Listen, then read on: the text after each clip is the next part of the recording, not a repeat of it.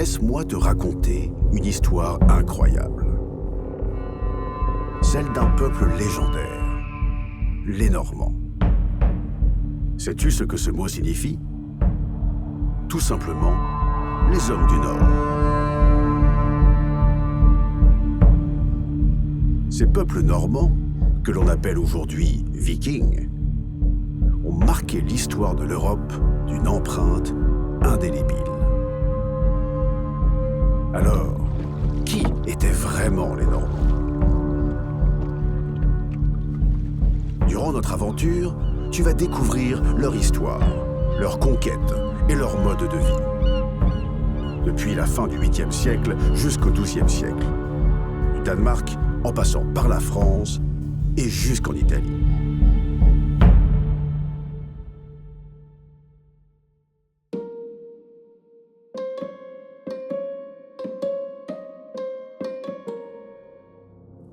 Où et quand les hommes du Nord ont-ils vécu? Afin de bien comprendre le rôle du peuple danois dans le monde normand, permets-moi de te redonner un cadre historique et ainsi faire un bond en arrière dans notre histoire européenne. Deux événements majeurs marquent leur épopée. Tout commence en 793 avec l'attaque du monastère de Lindisfarne en Angleterre, un raid qui lance l'ère viking. Puis, en septembre 1066, la bataille de Stamford Bridge marque leur déclin. Harald Hardrada, roi de Norvège, est vaincu par les Anglo-Saxons. D'ailleurs, cette date est aussi importante pour les Normands du duché de Normandie. Mais je m'égare. Nous reparlerons de cela bientôt.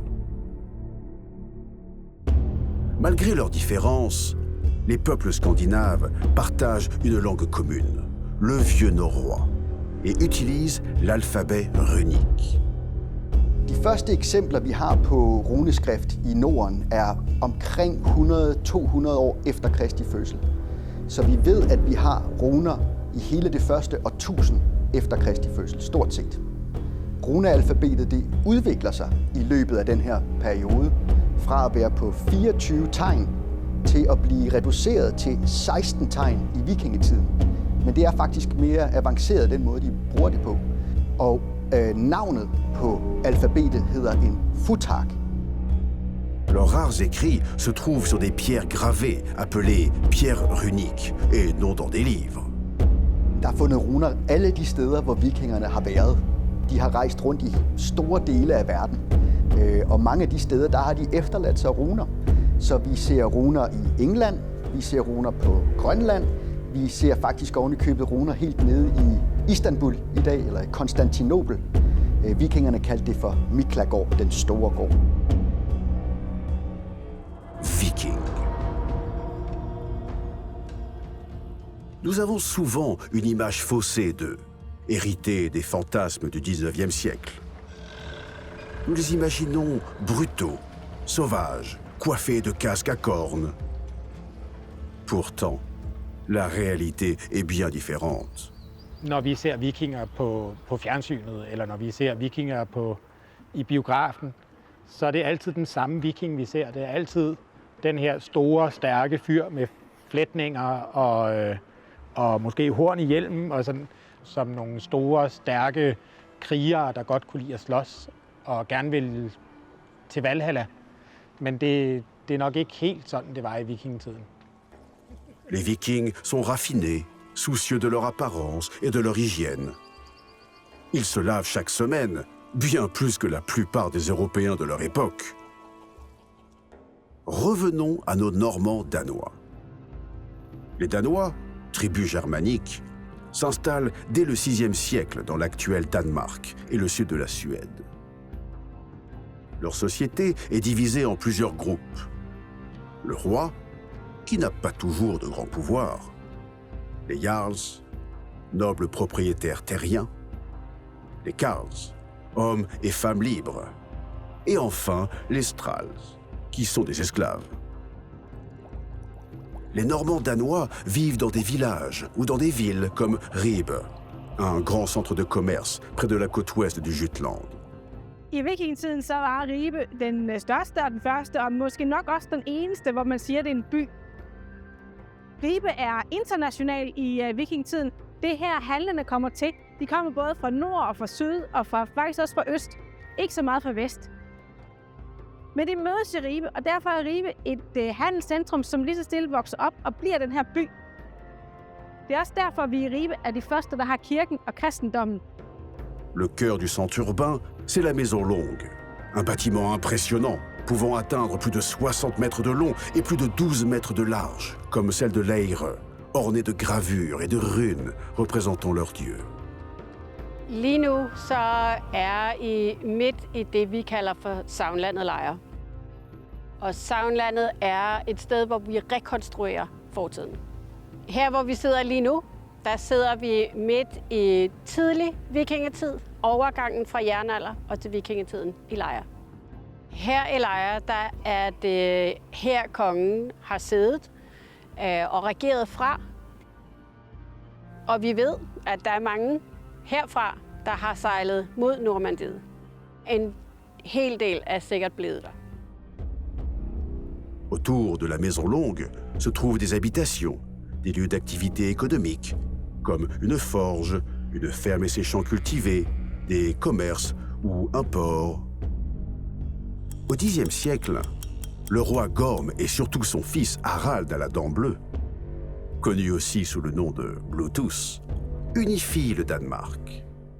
Ce roi joue un rôle clé dans la consolidation du royaume et la conversion de son peuple au christianisme. Je t'en reparlerai plus tard. Pour renforcer son pouvoir, le roi fait construire des forteresses circulaires, appelées Trelleborg, dont la fonction exacte reste encore aujourd'hui un mystère. Comment les hommes du Nord perçoivent-ils la mort et quelle est leur religion? Pour eux, la mort n'est pas une fin, mais un passage vers un autre monde. Leurs tombes, souvent en forme de bateau, reflètent cette croyance. Les deux tumulus les plus importants du Danemark sont ceux des rois Gorm et Harald, à Jelling. Pour les autres Danois, au cimetière de Lindholmhøj, nous pouvons observer différentes formes de sépultures. Les Normands danois croient en de nombreux dieux, comme Odin, Thor ou Loki. Contrairement aux dieux chrétiens, leurs divinités sont mortelles. Pour communiquer avec les esprits et les dieux, ils font appel aux Volva, sorte de prêtresses devineresses. Sous l'influence de Harald à la dent bleue, vers 860, le Danemark adopte peu à peu le christianisme.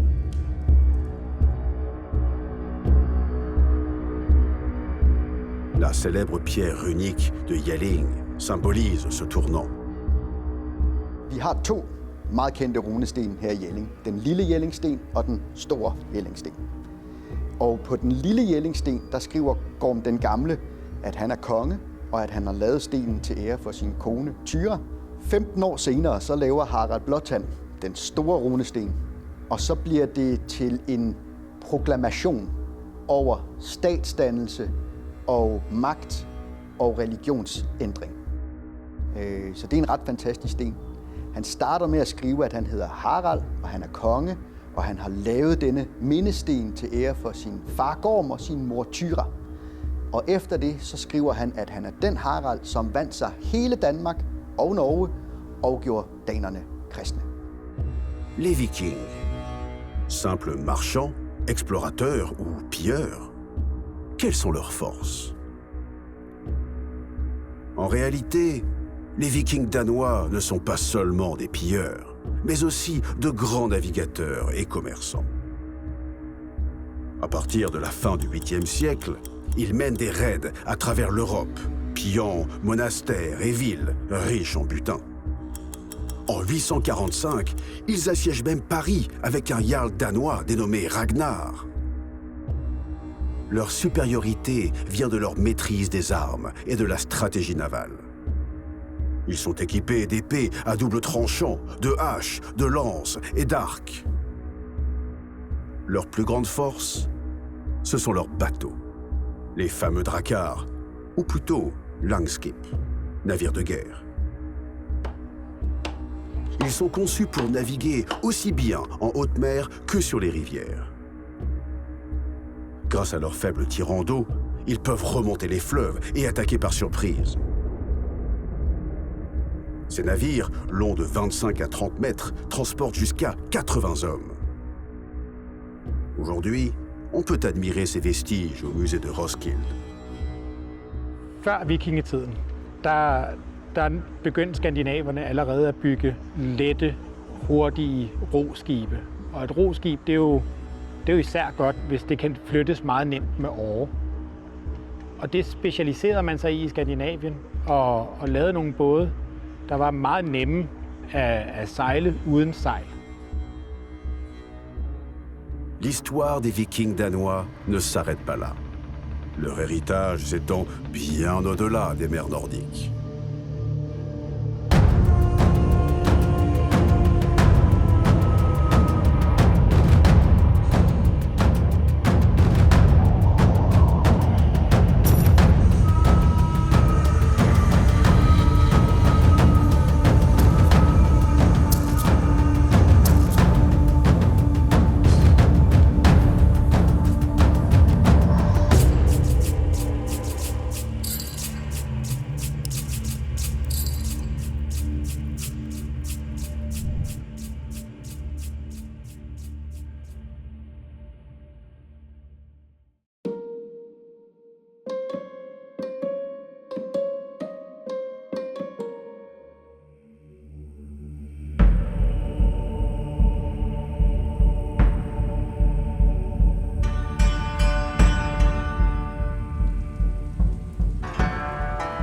Nous sommes au IXe siècle, en Europe occidentale. L'Empire carolingien, autrefois puissant sous Charlemagne, se divise et s'affaiblit sous l'effet des conflits internes. En 843, le traité de Verdun scelle le partage de l'Empire de Charlemagne en 3 parties. Pendant ce temps, des peuples venus du Nord, les Normands, sillonnent les mers en quête de richesses et de nouvelles terres. C'est dans ce contexte que débute l'histoire de la future Normandie, un territoire stratégique entre la Seine et la mer. Pourquoi ces hommes du Nord arrivent en Neustrie? Riche et ouverte sur la mer, la basse Neustrie attire les convoitises.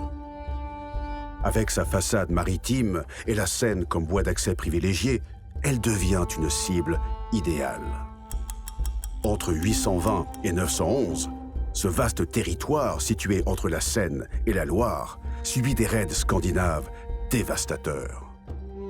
Les Vikings, venant principalement de l'actuel Danemark, ciblent en priorité les églises et monastères, riches en butin et sans défense.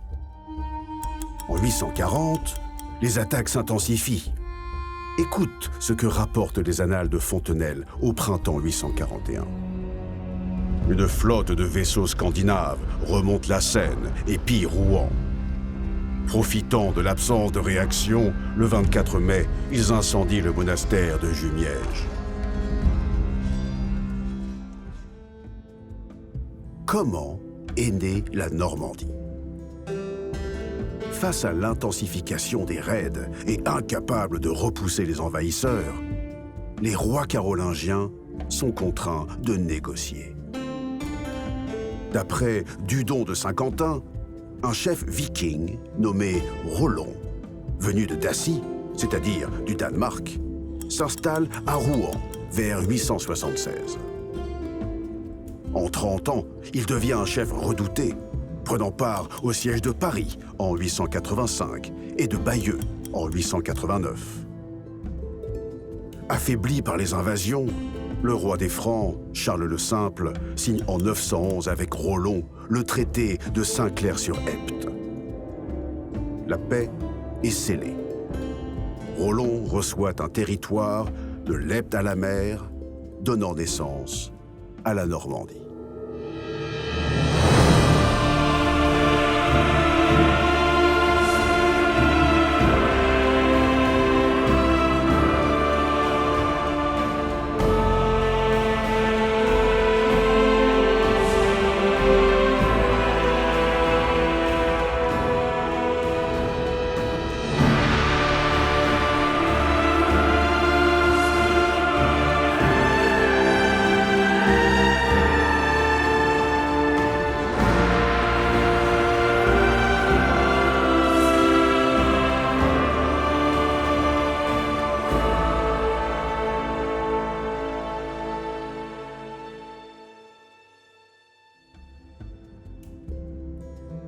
il est officiellement reconnu comte de Rouen et exerce l'autorité royale sur son territoire.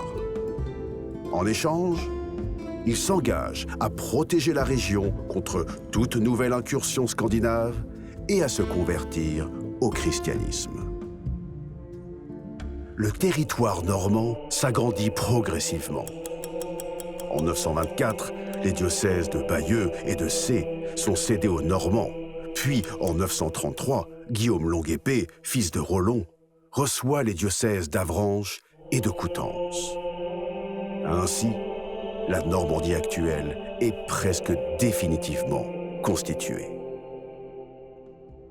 Comment les Vikings se sont-ils intégrés au monde carolingien? Qu'ils soient danois en Seine-Maritime ou norvégiens dans le Cotentin, les Vikings adoptent une approche pragmatique. Pragmatisk folkefærd, det tror jeg, det er affødt af nødvendighed. Det er et hårdt liv, og det er et svært samfund, så man laver om på de ting, der ikke fungerer, og beholder de ting, der fungerer. Og det betyder også, at alle ændringer i vikingernes samfund må bero på, om de får noget positivt ud af det. Ellers vil de ikke gøre det. Og det ser vi i alle afskygninger af vikingesamfundet. Peu nombreux, ils ne peuvent imposer leur culture. Ils adoptent alors le mode de vie local et surtout se convertissent au christianisme, à l'image de leur chef Rollon. Malgré cette assimilation, leur héritage subsiste. Ils se retrouvent dans la toponymie, notamment dans le pays de Caux, la Basse-Seine et le Cotentin. On le voit bien en étudiant la toponymie, les noms de lieux à consonance scandinave, Barfleur, Harfleur, Honfleur, dans le Val de Serre, dans la basse vallée de la Seine, dans le pays de Caux, on a des implantations qui sont certainement plus denses, mais jamais majoritaires.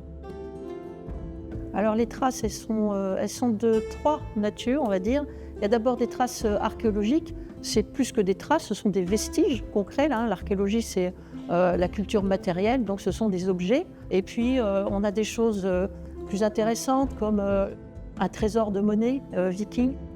Ils utilisaient la monnaie au poids et non pour leur valeur. Donc, on a su que c'était un trésor de monnaie viking qui venait de Grande-Bretagne, d'ailleurs. Et puis, le vocabulaire qu'ils ont légué aux gens locaux qui parlaient une langue d'oïl, une langue d'origine latine. Ils ont légué quelques termes particuliers en lien avec la navigation, la pêche. C'est à peu près 150 termes, c'est très peu. Ça colore les parlers de Normandie au XIe siècle. Quand on regarde, on étudie la langue normande, on trouve beaucoup de termes de vocabulaire liés à l'espace marin, aux bateaux et au monde de la mer de manière générale, qui sont conservés dans notre langue et qui sont d'origine scandinave. Par ailleurs, ils introduisent la tradition des concubines, appelée Fria. Comment s'organise le duché de Normandie? En 911, le roi de France, Charles le Simple, signe un traité avec un chef scandinave, Rollon, et il donne à ce chef scandinave un territoire à conquérir et un territoire à piller. C'est un épisode guerrier de longue durée, avec des pillages, avec des attaques, avec des raids. Ce que fait le roi de France avec le chef scandinave Rollon, les souverains carolingiens l'ont déjà fait avec d'autres chefs scandinaves. Ils vont le refaire après, encore avec d'autres. Ce qui se passe, c'est que l'accord avec Rollon va durer. C'est ça l'exception. L'accord va durer. Les Normands fondent un duché puissant et bien structuré. Officiellement vassaux du roi de France, les ducs jouissent pourtant d'une quasi-indépendance. La population reste majoritairement rurale, mais Rouen, capitale du duché, se distingue par son dynamisme. Située sur l'un des principaux axes commerciaux de France, la Seine, elle prospère rapidement. D'anciennes cités, comme Lisieux, Sées, Bayeux et Évreux, se relèvent des raids vikings, tandis que de nouvelles villes émergent, telles que Dieppe, Falaise ou Saint-Lô. Au XIe siècle, Caen devient un centre stratégique. Conscient de sa position centrale, Guillaume le Conquérant en fait une place forte pour affirmer son autorité face à Rouen. La société normande repose sur 3 ordres: le clergé, la noblesse et le peuple. Les ducs normands s'imposent comme des souverains à part entière.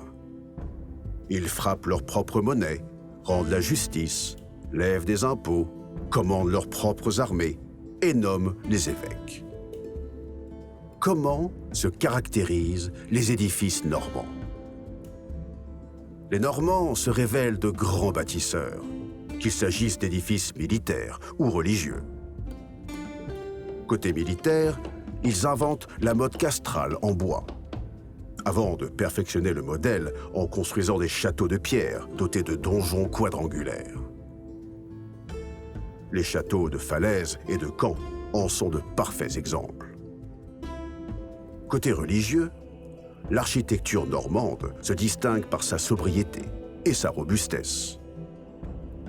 Murs épais, arcs en plein cintre, voûtes en berceau et tours carrées symbolisées à merveille par l'abbaye aux Dames à Caen. Son élément phare, la pierre de Caen, un calcaire dur et réputé.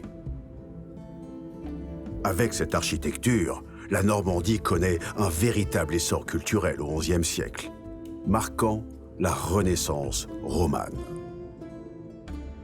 Comment ce territoire de l'Epte à la mer va s'étendre jusqu'en Angleterre? Duché prospère, la Normandie devient rapidement une puissance européenne.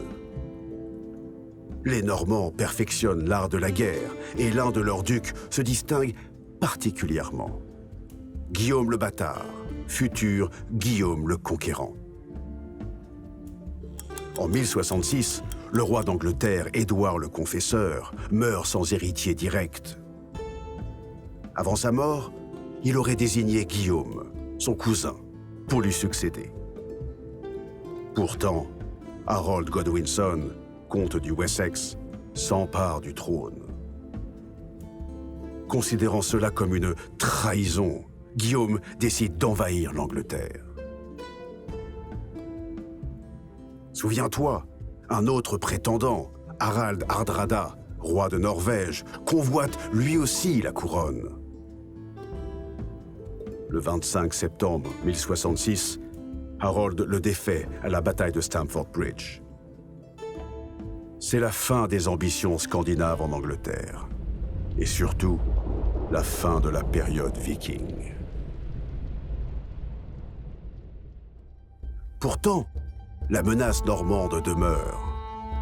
Le 14 octobre 1066, Harold affronte Guillaume à Hastings. Cette bataille, bien que célèbre, porte un parfum scandinave. Regarde la tapisserie de Bayeux.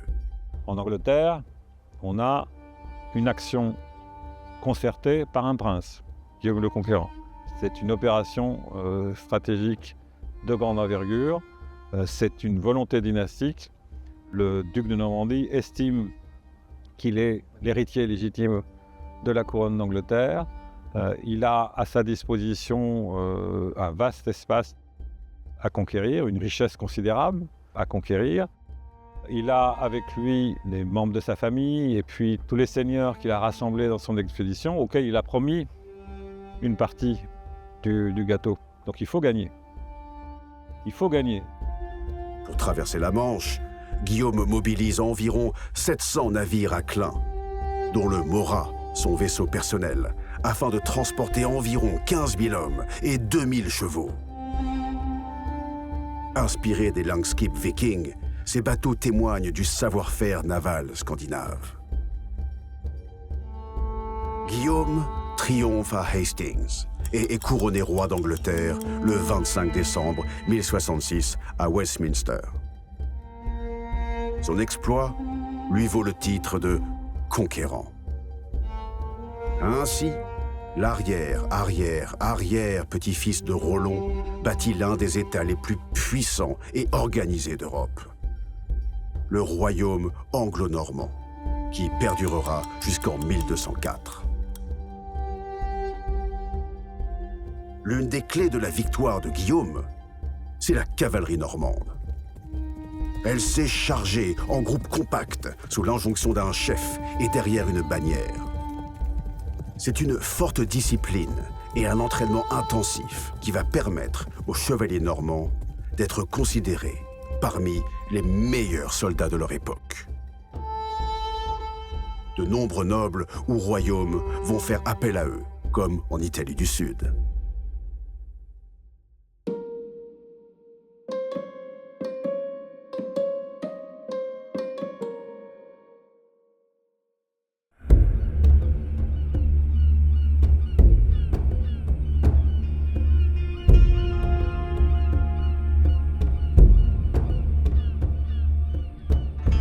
Nous voilà maintenant bien loin des fjords et des terres du Nord. Après notre passage dans le duché de Normandie, nous mettons maintenant cap sur le sud de l'Europe, et plus précisément sur la mer Méditerranée. Imagine un instant cette mer scintillante, véritable centre du monde au XIe siècle. Ici se croisent les civilisations occidentales et orientales, ainsi que les grandes religions monothéistes, le christianisme, l'islam et le judaïsme. Mais qu'est-ce qui pousse les Normands à s'aventurer si loin? Les Normands, qui débarquent en Italie du Sud et en Sicile, ne sont pas arrivés là par hasard. Leur départ s'explique en partie par la surpopulation en Normandie. À l'époque, hériter d'une terre est un vrai casse-tête pour les familles nombreuses, comme celle de Tancrède de Hauteville, un noble normand qui a eu 12 fils. Certains, comme Roger et Robert, n'avaient donc pas d'autre choix que de chercher fortune ailleurs. Chevaliers aguerris, mercenaires redoutables, ils se mettent au service des seigneurs locaux et combattent souvent pour défendre ou étendre la religion chrétienne. En Italie du Sud, la situation politique est explosive. Quel est le contexte géopolitique de l'Italie du Sud au début du XIe siècle? À cette époque, l'Italie du Sud est un véritable champ de bataille où s'affrontent différentes puissances.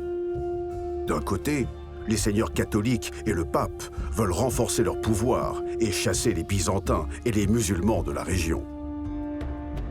C'est dans ce contexte que les Normands, réputés pour leur bravoure et leur efficacité militaire, vont jouer un rôle décisif. Ils ne vont pas simplement combattre, ils vont conquérir. Comment se déroule la conquête de la Sicile? Quand les Normands débarquent, l'île est en pleine crise. Plus aucun grand émir ne dirige la Sicile d'une main ferme. Et les rivalités internes affaiblissent l'émirat. Une aubaine pour les Normands. Tout commence en 1061 avec Roger Ier et la prise de Messine, un port stratégique. Puis les conquêtes s'enchaînent. Troïna, un point d'appui crucial, tombe également. Pas à pas, Roger Ier s'empare de la Sicile, chassant les derniers caïds, chefs musulmans. Comment s'organise le royaume normand de Sicile? Une fois maîtres de la Sicile, les Normands doivent asseoir leur pouvoir. Et pour cela, quoi de mieux que de bâtir des châteaux? Inspirés de ceux de Normandie, ces forteresses, comme celle de Paternò, marquent leur domination sur l'île. Mais les rois normands de Sicile ne sont pas seulement de redoutables conquérants. Ils font preuve d'un pragmatisme surprenant. C'est un royaume particulier, la Sicile.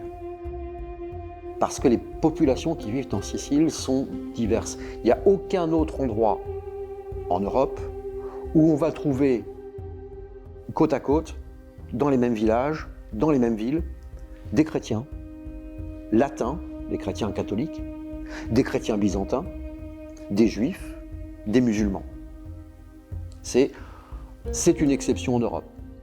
Contrairement à d'autres royaumes d'Europe, ils respectent les populations musulmanes, juives et chrétiennes orthodoxes qui vivent sur l'île. Ils leur permettent même d'intégrer l'administration et de contribuer à l'essor du royaume. Un savant, du nom d'Al-Idrissi, l'un des plus grands géographes de son temps, travaillera même pour le roi Roger II. Roger II, il fait ça. Il rassemble les intellectuels à Palerme, dans son palais, et parmi eux, il y a Idrissi. Et Idrissi va réaliser pour Roger II un livre extraordinaire avec de nombreuses cartes, de nombreuses planches, très détaillées, et puis une description qui accompagne chaque carte. Roger II demande à Idrissi de réaliser une représentation du monde. La Tabula Rogeriana, une des cartes les plus précises du Moyen-Âge. Les écrivains arabes de l'époque témoignent de cette tolérance.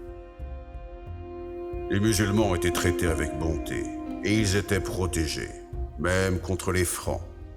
À cause de cela, ils avaient un grand amour pour le roi Roger. Donc ça nous fait une société très complexe qui est à la fois européenne parce que le modèle c'est 3 ordres, ceux qui prient, ceux qui combattent, ceux qui travaillent, mais en même temps une société méditerranéenne où il y a des gens qui dominent la société, qui ont le pouvoir politique, etc. Ce sont les Francs, les Normands. D'autres groupes musulmans, juifs, qui sont dans un statut inférieur. Et puis, en plus, il y a cette population servile, esclavagisée, parce qu'elle est là depuis toujours. Pourquoi parle-t-on d'art arabo-normand byzantin? Le royaume normand de Sicile ne se contente pas d'unifier des peuples. Il fusionne aussi des cultures. Soldats normands, savants arabes, artistes byzantins, tous cohabitent et influencent l'architecture, l'art et les sciences. C'est ainsi qu'émerge un style unique, l'art arabo-normand byzantin. Il se manifeste dans les forteresses, mais aussi dans les églises et les palais. À Palerme, la capitale du royaume, on peut admirer des merveilles comme l'église Saint-Jean des Ermites, le palais de la Ziza ou encore la somptueuse chapelle palatine du palais royal normand. C'est un bijou architectural où se mêlent mosaïques byzantines, plaquages nommés Moukarnas arabes et voûtes normandes. On nomme cela le syncrétisme.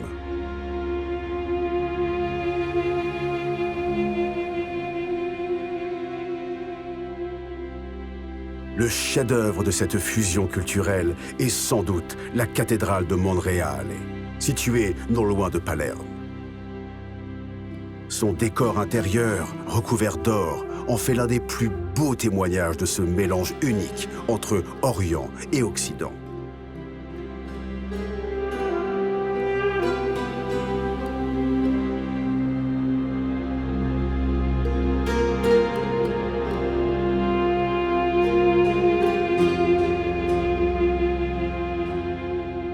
Siamo nella Basilica Cattedrale di Monreale, chiesa della grande abbazia benedettina che fu fondata da Guglielmo II il Normanno. Il monastero di Santa Maria Nuova è l'ultima grande opera compiuta durante il regno normanno. I Normanni hanno portato alcune loro particolarità dell'architettura. Poi abbiamo la presenza dell'influsso bizantino nei 6.400 metri quadri di mosaico e alcune decorazioni delle absidi sono di chiara matrice islamica. Questo si vede nella superficie mosiva che è la più grande del mondo dell'antichità. Ainsi, les Normands ne sont pas seulement des conquérants. Ce sont aussi des bâtisseurs, des mécènes et des souverains éclairés qui ont marqué l'histoire de la Sicile et du monde méditerranéen.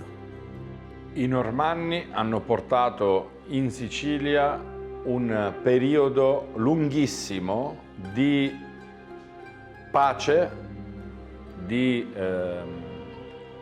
ricchezza, soprattutto culturale, grazie alla loro propensione alla conquista dei territori. L'epoca normanna, nonostante siano passati ormai quasi 1000 anni, resta per la Sicilia uno dei momenti più belli, più ricchi. Leur héritage est toujours fêté en Sicile, comme le montre le Palio di Normanni à Piazza Armerina, où le folklore a remplacé la vérité historique. La rievocazione storica che viene fatta in questa occasione del Palio dei Normanni ricorda appunto la liberazione della Sicilia, in modo particolare di Piazza Armerina, dagli arabi. Il Palio dei Normanni è una manifestazione folcloristica, turistica e culturale che è stata creata e inventata alla fine del 1950 da lungimiranti amministratori e operatori culturali di Piazza Armerina. Oggi il Palio dei Normanni è identità del territorio e della città, che sente profondamente il legame con questa storia e con questa tradizione, che è diventata anche una competizione sportiva importantissima.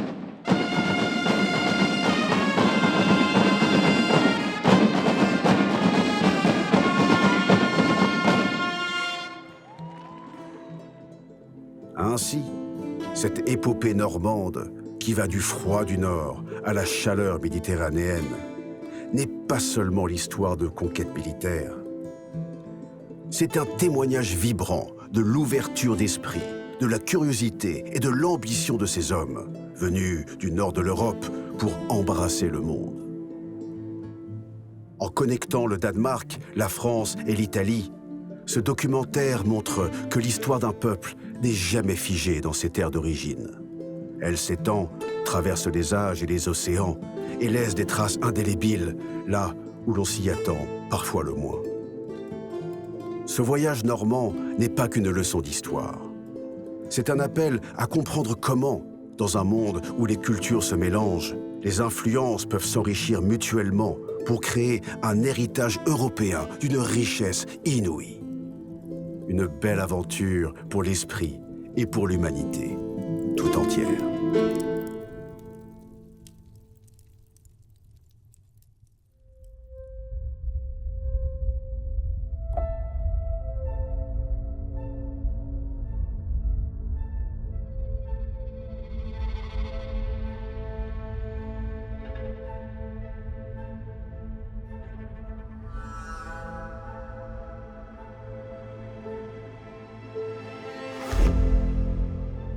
Ce film est le fruit de 2 années de travail sur le terrain. Durant cette période, des élèves venus de France, du Danemark et de Sicile ont exploré ensemble les racines de l'histoire normande.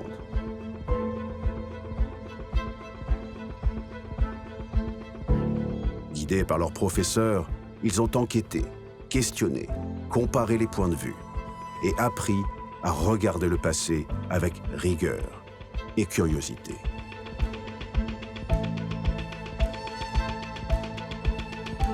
À chaque étape de la production, une équipe technique a accompagné ce processus. Leur présence constante, depuis les premières idées jusqu'au dernier montage, a permis d'assurer une cohérence artistique et cinématographique. Ils ont encadré les tournages, orienté la mise en scène, formé les jeunes à l'image, au son, à l'interview, tout en exprimant leur propre regard.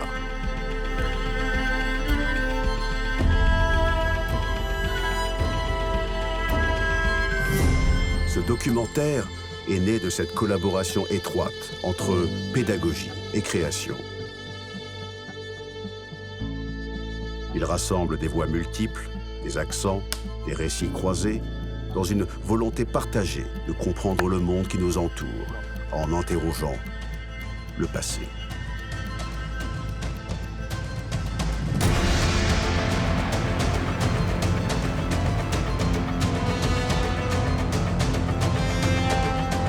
derrière chaque image, il y a des heures de repérage, de prise de vue, de discussions parfois animées, mais toujours constructives.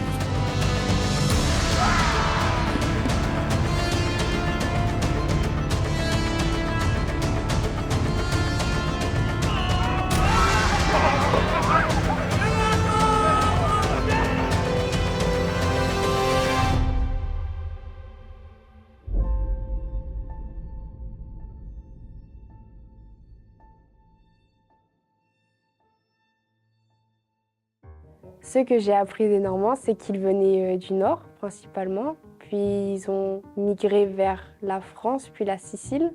Les Normands, c'est un groupe de personnes qui viennent du nord. Ils venaient de Scandinavie, c'était Normands, Norseman, donc ils viennent du nord. Et que les Vikings, c'était pas un peuple, c'était un métier. Og selvfølgelig, at der er meget måske fransk, altså nordfransk kultur, der kunne stamme noget fra sådan skandinavisk kultur, fordi vikingerne ligesom er kommet derop fra, men også at de har bredt sig ud til mange andre dele af Europa. Ho comunque imparato il fatto delle conquiste che hanno eseguito comunque nel passato. Ce film est aussi une initiation pour les élèves à la fabrication du documentaire. Apprendre à filmer, c'est apprendre à choisir ce que l'on montre, comment on le montre et pourquoi.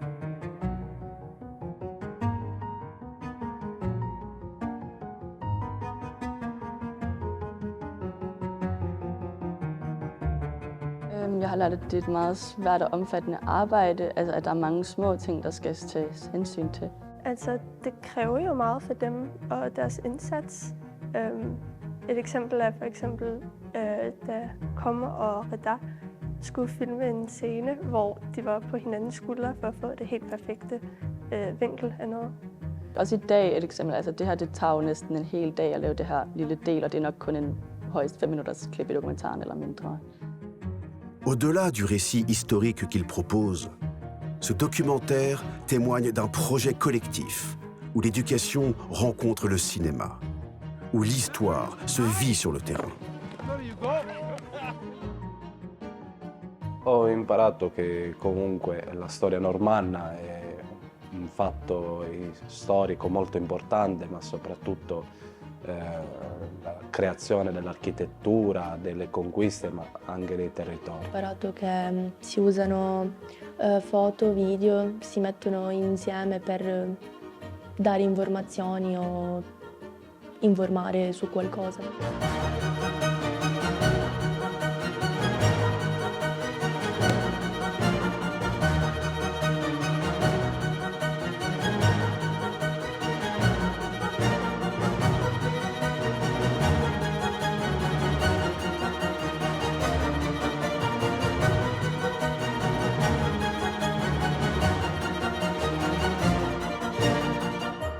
Chaque participant, élève ou adulte, a contribué à bâtir un regard commun sur notre passé et nos valeurs européennes.